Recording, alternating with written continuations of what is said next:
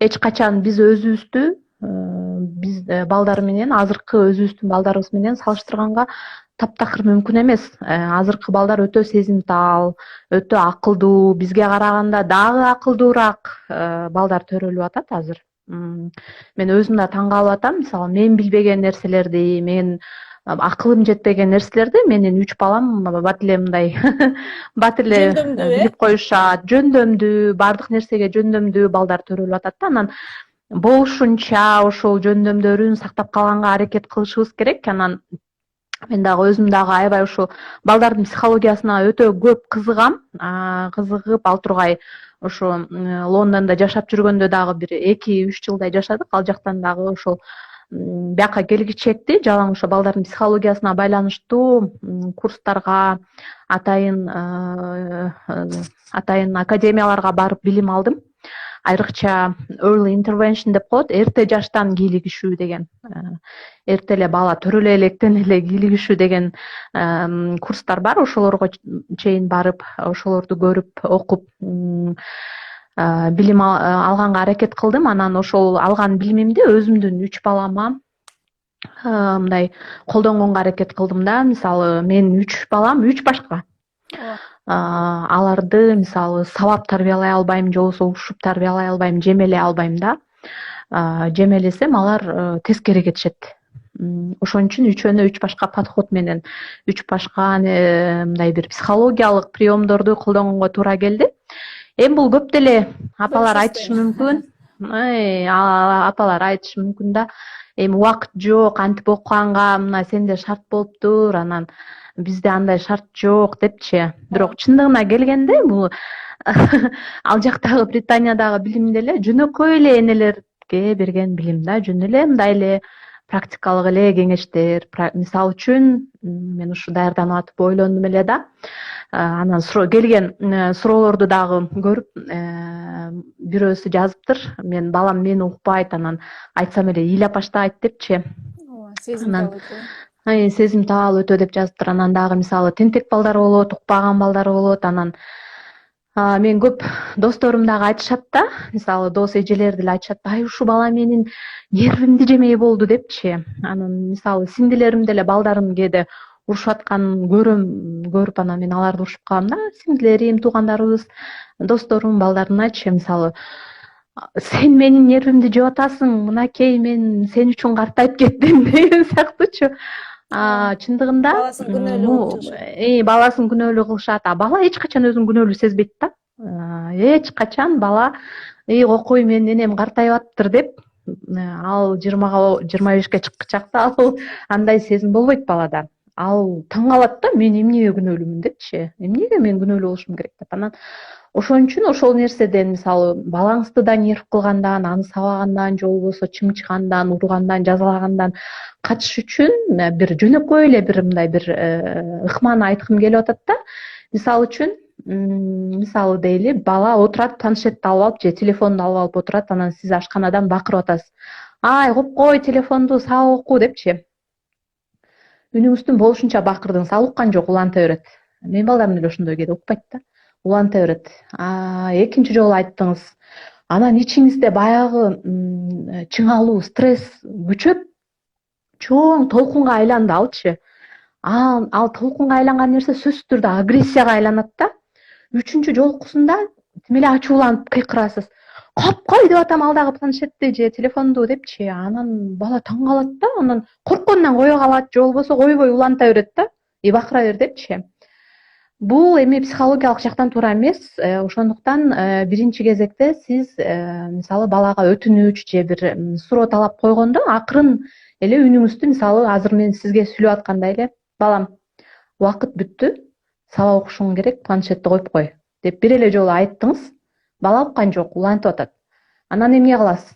Сиз барасыз дагы, колунан кармайсыз, жетелеп барып планшетти телефону менен кошо жетелеп барып үстөлгө планшетти колу менен, өзүнүн колу менен карматып койдурасыз. Унчукпайсыз. Ошол процесстин ичинде эч ачууланбайсыз. Мындай кыймыл менен да ачууланып атканыңызды билгизбейсиз да. Мындай эмоция менен да билгизбейсиз. Унчукпай эле коесуз. Алып барып баланы сабак окуй турган жерине, же болбосо китебин колуна карматып, дептерин колуна карматып, мына эми муну кыл деп коесуз. Бир жолу айткан, бул эреже алтын эреже. Бир жолу, экинчи жолу айткандан кийин сөздүн баркы кетет. Үчүнчү жолу айткандан кийин өзүңүздүн ичиңиздеги ачууланып токтото албай барып балага бир тийип, аны чымчып сабап же жазалап жиберишиңиз мүмкүн. Ошон үчүн ошондон алыс болуш үчүн алтын эреже бир жолу айткандан кийин кылбаса, сөзсүз түрдө колунан кармап алып барып жасатышыңыз керек да. Бул нерсе эми 1 жаштан баштап эле колдонсо болот негизи бул приемдучу. Мен ошо кичүү кызыма байкап көрдүм. Биринчичи ал ошол 6 айынан баштап эле ошондой прием менен байкап көрдүм. Аябай мындай эффективдүү экен. Андан кийин ал 1 жашында кезинде уулум 6 жашта эле. Уулум аябай мындай бир орунга тура албайт. Азыр деле ошондой. Ушундай тентек, ушундай эме мындай жөн турбайт да, өзгөчө бала ал. Анан ага дагы колдондум. Анан мен башында бул приемго ишенген эмесмин, бул ыкмага ишенген эмесмин. Кантип эле ушундай болуп калсын депчи. Бирок балама колдонуп, балама иштегенден кийин азыр мисалы бир эле айтам. Урмат, азыр китеп окуйбуз деп айтам. Анан ал түшүнөт, барып китебин алып келип отурат да. Эгерде укпай атса, өзүм барам, эринбей, колунан кармап, хотя ал 12 жашта болсо дагы колунан кармап, алып келип отургузуп, китебин колуна карматып окуп баштайбыз. Мына ушул прием аябай жакшы экен да, аябай адамдын нервин дагы сактап калат экен, баланы жазалоодон да куткарат экен да. Балдарыбыз мындай ашыкча келтек жебей калат экен да, мындайча айткандачы. Жакшы экен, ооба. Анан сезимтал балага деле ушул нерсени колдонсо болот. Мисалы, ыйлаба дейт, анан ал ыйлай берет да баары бир улантыпчы. Анан мен мисалы балам ошо кичинекей кезинде ошентип ыйлай берчү, токтобой элечи, эрке эле аябай. Анан бир жолу таң калдым да, ыйлаба дедим, соороттум, кучактадым, эркелеттим, ырдап бердим, анттим, минтим, анан урушуп да көрдүм. Тиги желмогуз келатат, бул желмогуз келатат деп да коркуттум, баары бир да коркпойт да. Анан эмне кылсам дедим да, анан отурдум дагы. Анан туро деген ыкма бар экен. Туро копинг деген ыкма бар экен. Анан мен дагы ыйламыш болуп баштадым да, өңгүрөпчү деп. Анан ал мени карап эле мынтип токтоп калды. 3кө чыга элек болсо керек эле. Анан токтоп калып эле, анан мени мынтип таң калып карап калды. Анан мен андан катуураак ыйлап баштадым да, ал деп ыйласа, мен деп бакырыпчы. Анан ал мынтип дейт дагы мени карайт. Анан мен андан күчөйм. Анан бир маалда анан токтоп, анан келип менин бетимди сылап, анан ыйлаба депчи, мени кайра соороттуп.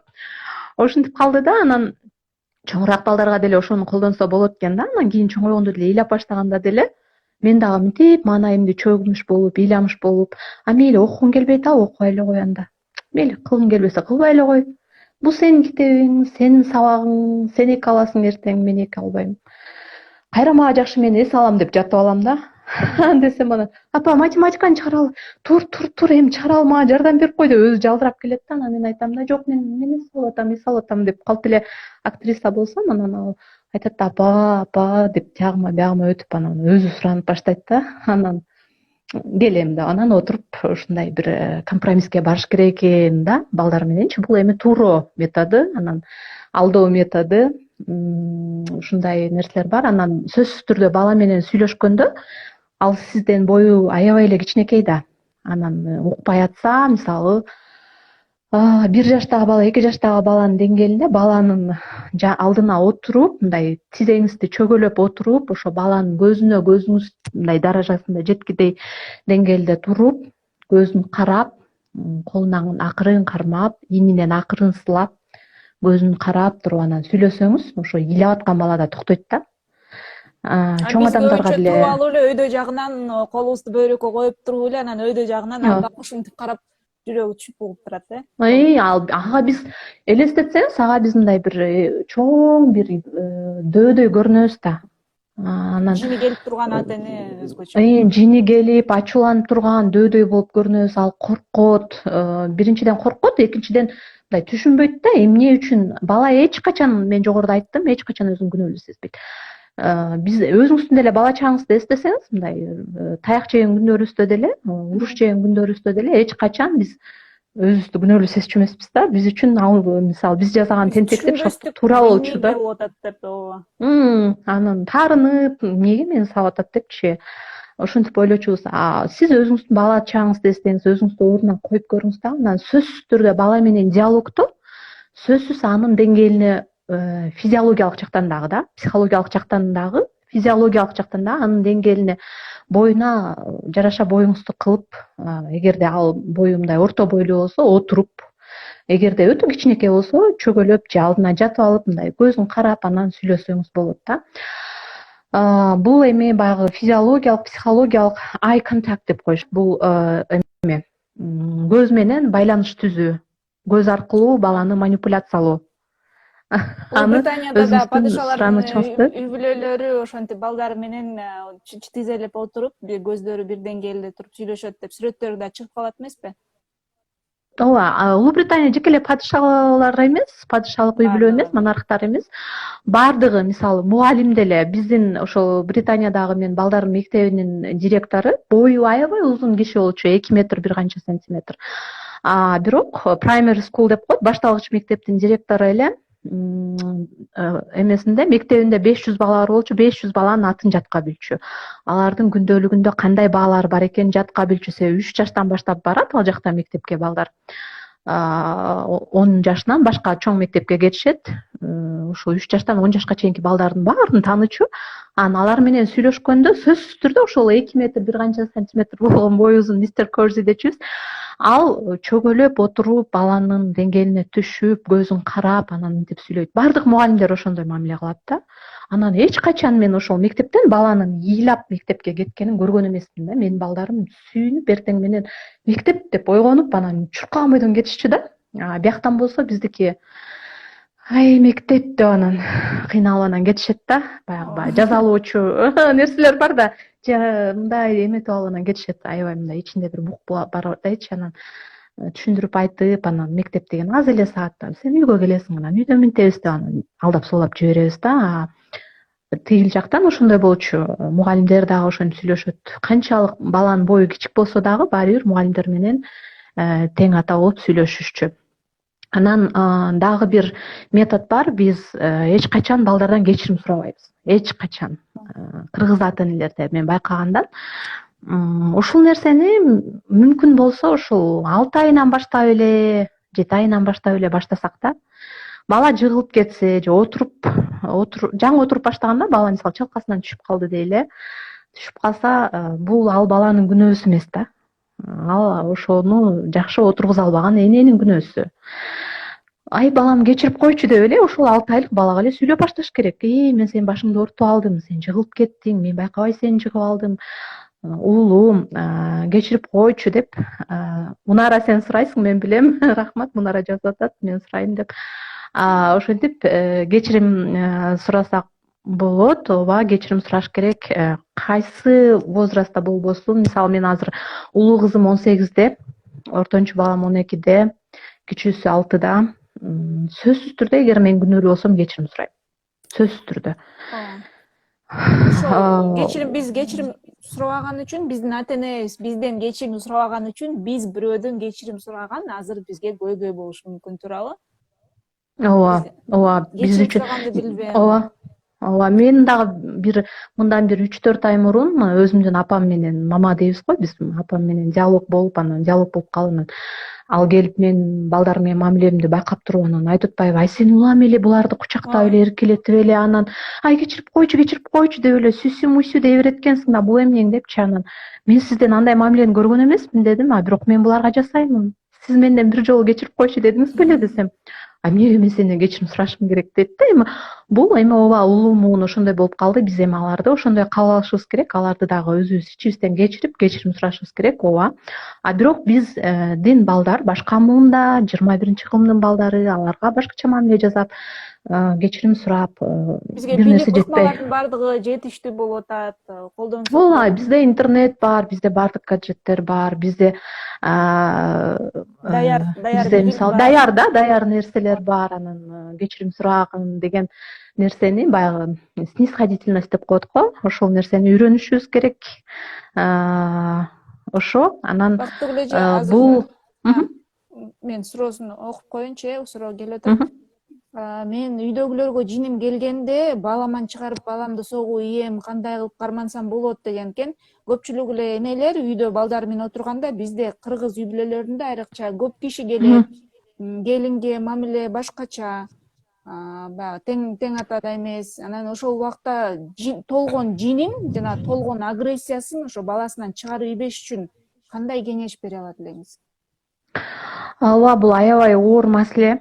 Биздеги социалдык дагы маселе десем болот. Бир топ энелердин, келиндердин маселеси мен айрыкча айылга барганда да байкап жүрөм. Даже өзүмдүн келиндеримден да байкайм да. Анан байкап калам. Анан бизде көбүнчө ушундай психологиялык жактан кыргызча айрыкча жардам берген бир топ булактар болсо жакшы болмок ушул багыттачы.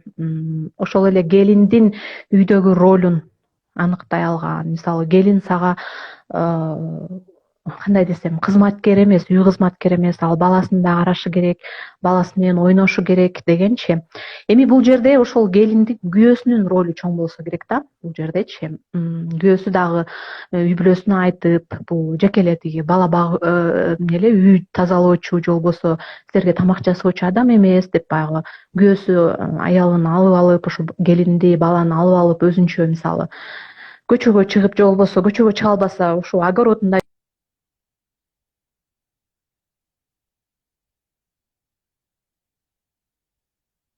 болуп, ушундай бир өзүнчө бир үй бүлөнүн гармониясы болушу керек деп ойлойм да. Ошондо гана кандайдыр бир эгерде аялдын психологиясында мындай бир гармония болсо, тынчтык болсо гана баласына баягы мээримди төгө алат да. Анан кармануу боюнча аябай көп психологиялык мындай бир приемдор бар да, эрежелер бар. Мисалы үчүн аябай ачууңуз келип атса, йогадагы бир көнүгүүлөрдү аткара калсаңыз болот. Мисалы, бир жерге отура каласыз, отура калып туруп, анан дивандын дем алуусу деген дем алуу бар. Оозуңузду, тилиңизди мындай түтүкчө кыласыз, мындай кылып депчи, түтүкчө кылып, демди ичиңизге аласыз да. Депчи, ичиңизге алганда дем мындай ичиңизге толот.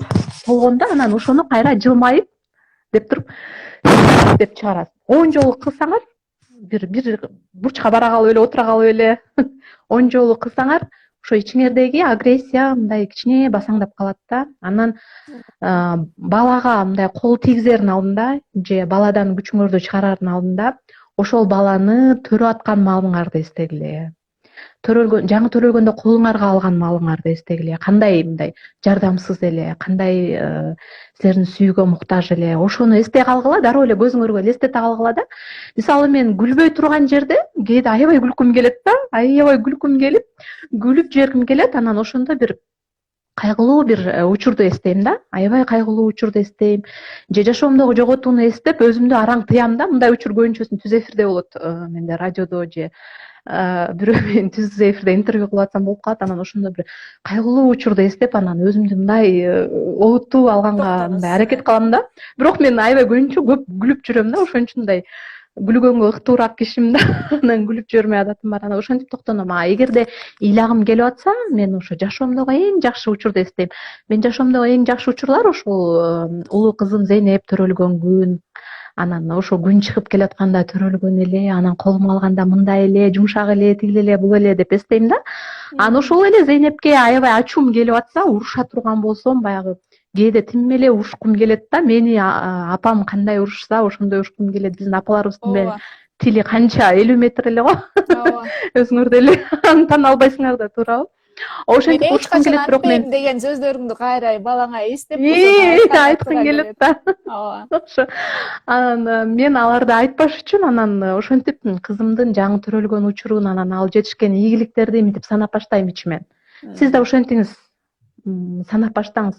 Менин жашоомо бул бала эмне өзгөртүп алып келди эле, момундай жакшы нерселер болгон, мындай болгон, тиндей болгон деп санасаңыз, бир 3 эле бир өзгөчөлүктү санай калсаңыз, ичиңизден балаңызга болгон баягы ачууңуз тарап калат. Анан тилекке каршы эми ошол келиндердин проблемасы чын эле социалдык чоң көйгөй. Бирок мен ишенем, бара кыргыз коому бул нерсени дагы чечет болуш керек да. Так, менде кыздар бар. Кыздарга туура тарбия бериш үчүн